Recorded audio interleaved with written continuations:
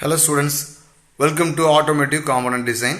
We are in Model 2. In the Model 2, in the previous videos, we have discussed about design of shafts. In this video, we are going to see about design of bearings. Okay, I'll give you small introduction, then I'll start to solve the problem. In the first slide, you could see the classification of the bearings. See, these are the two basic kinds of classifications: radial bearing and thrust bearing. By seeing the picture itself, you can understand the difference between radial bearing and thrust bearing. Okay, this is one classification. And second one, sliding contact bearing, rolling contact bearing.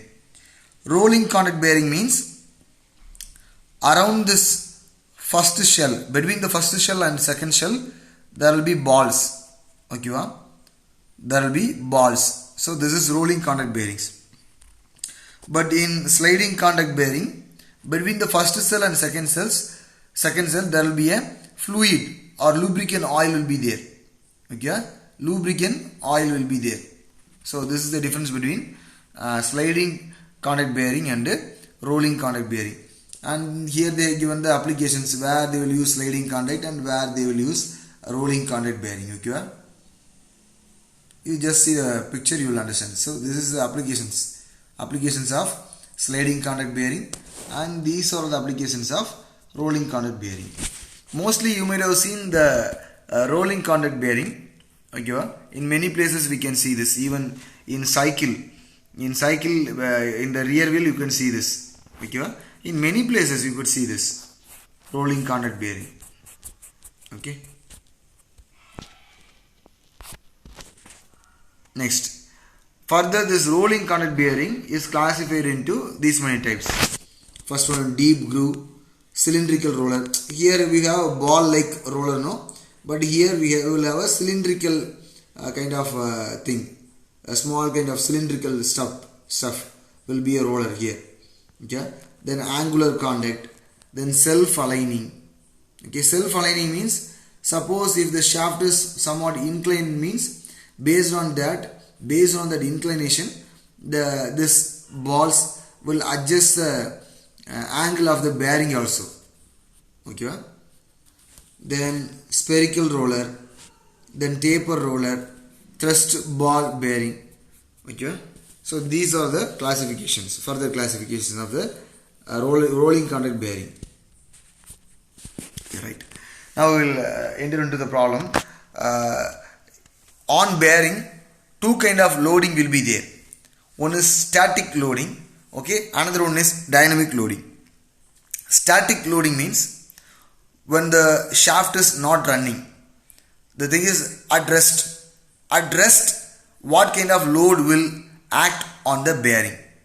Okay, what kind of load will act on the bearing? Here C0 means static load capacity or static load rating. C0 means static load rating. Okay. D means diameter of the bearing. Z means number of balls or number of rollers, okay, on the bearing. That is Z. Okay. K means a kind of factor. Okay. It's a kind of factor, constant value. So this is the formula. See, I don't have the time to explain how this formula come. You just note it down. Okay. This is the formula for static loading. Okay.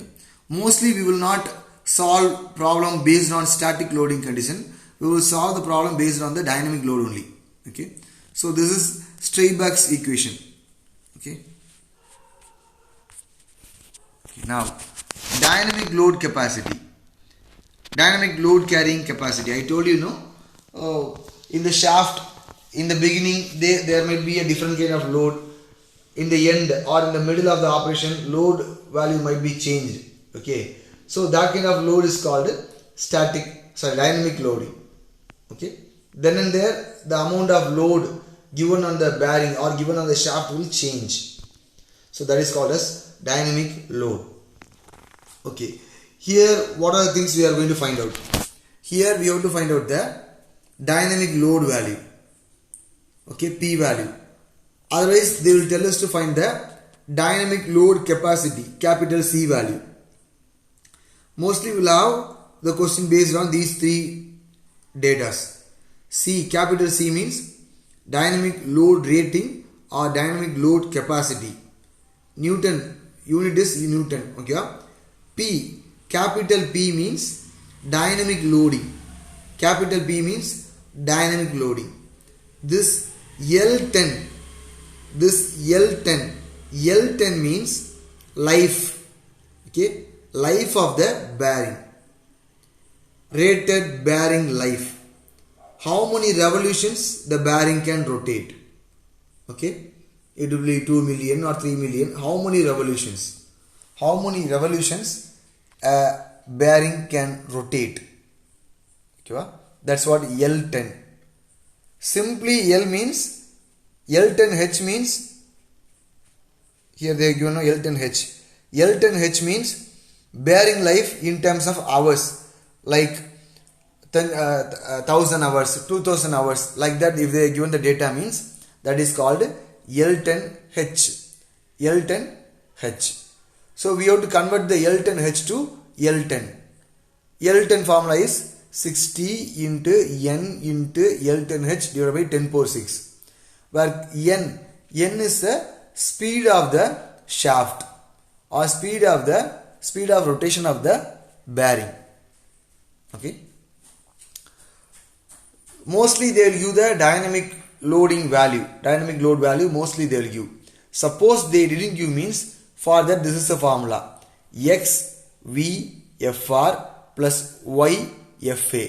Here Fr means radial force or radial load. Fa means axial thrust load. Okay. X and Y are radial factors. X and Y are radial factors. Where V is race rotation factor. Race rotation factor. Mostly they will give the P value. Okay, they will not force us to find out P value. They will give the P value. Okay.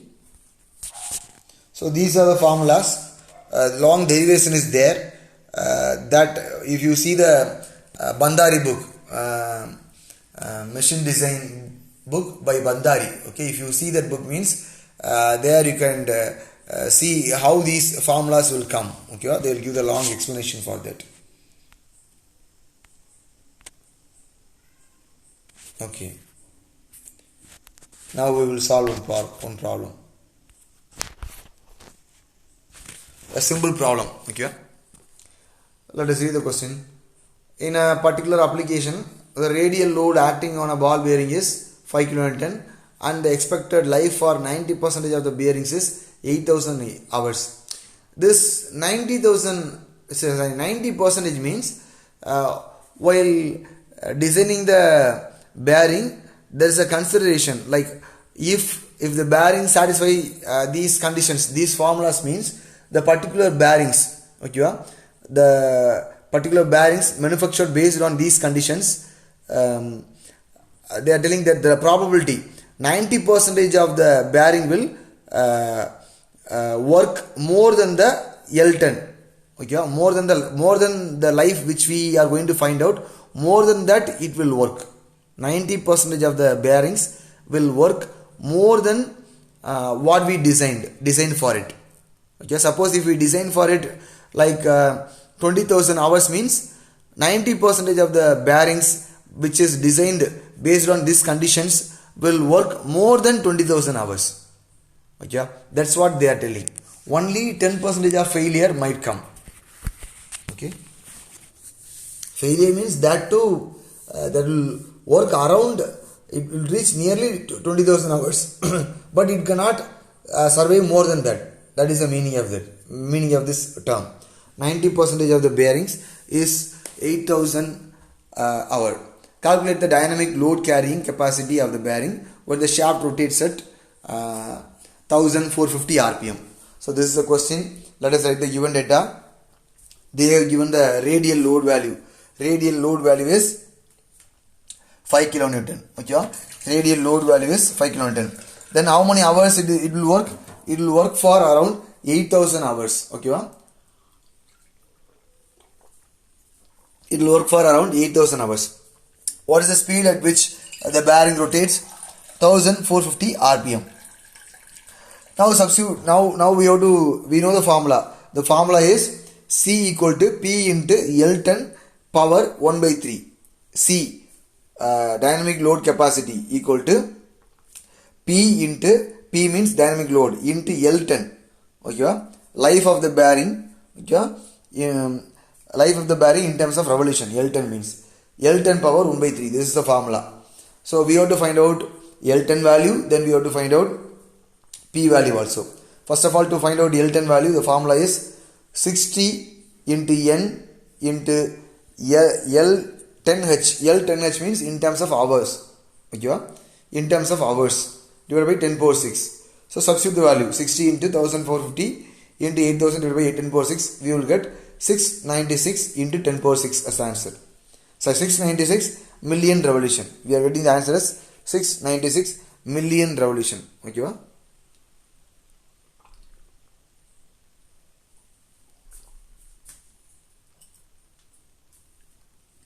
696 million revolution. We got the answer.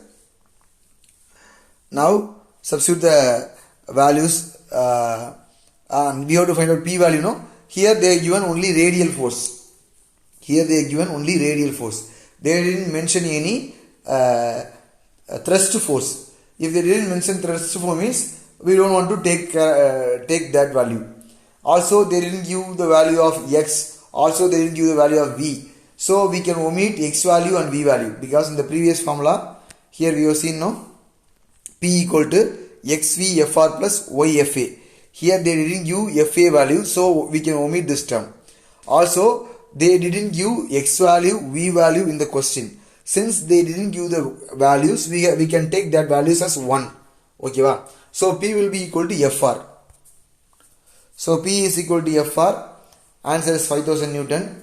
Now substitute the value in the formula. We are getting C value was 44310 Newton. Okay, C value was 44310 Newton. Okay, well, we will move to next question. Here also they given one more question and one more thing. Look at this formula.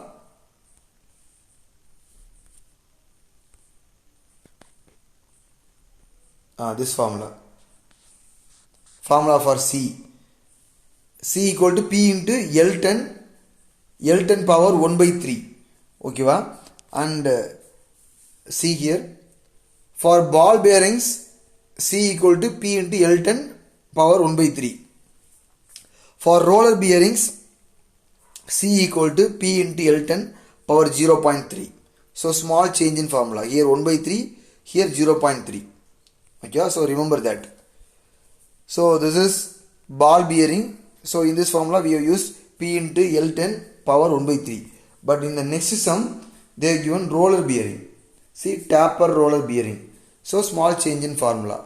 P into L10 power 0.3. Okay, va? Small change in formula. Right. Remaining things same things only. Okay. Here also they have given the dynamic load capacity. P value they are directly given 26 kilonewton. Okay.